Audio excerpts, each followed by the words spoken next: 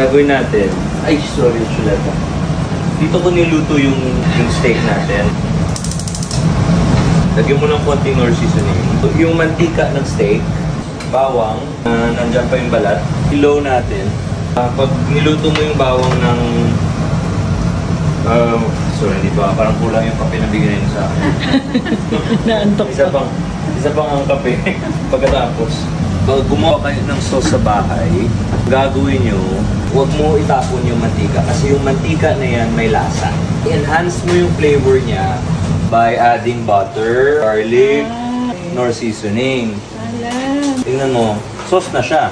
Pero syempre, huwag yung sunog ah. Ito yung steak natin. Sa hawak ko pa lang, alam ko na medium rare to. Ganyan sir yung medium rare.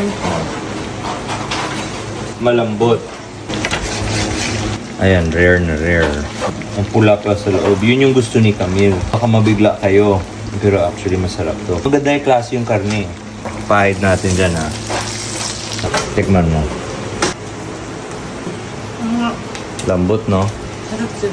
Halika Annalyn. Ikaw, first time mo siguro kumain ng hilaw na karne. Pero magandang klaseng karne kasi. Okay, kuha ka ng 2 bowl. Ang gagawin natin, sa slice ko to, sauce natin, tapos ilagay natin sa kanin. Example, sa iba na hindi pa nila kaya yung hilaw na hilaw. Lutuin ko lang a little bit more. Pero yung ganyang steak, anong part yan ng ano? Ito yung beef na to galing Canada. Canadian kaya beef pala. to. May taba ng karne, yun yung ibalik nyo. Yun yung tostahin nyo pa. Parang chicharon. Tostadong-tostado. Masarap to. Naglalaway na si Chuleta. Babaliw na si Chuleta. Sabi ni Chuleta, Daddy, can I have some? Sarap nga sir, malasa. Parang lutong-luto na yung lasa niya. Ganda oh. Okay, Chuleta. Social ka ha. Ikaw may pa-steak ka ha. Ano Chu, yummy? Ay, si Chuleta mataas ang standards. Ito kasi tatay niya, chef. Lilia.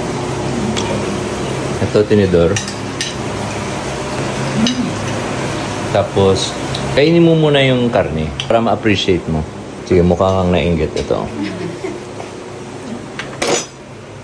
May pa more pa tayo. Masarap. Narinig ko yung mo eh. Masarap. Oh, parang ayaw mo matapos, no? Sige.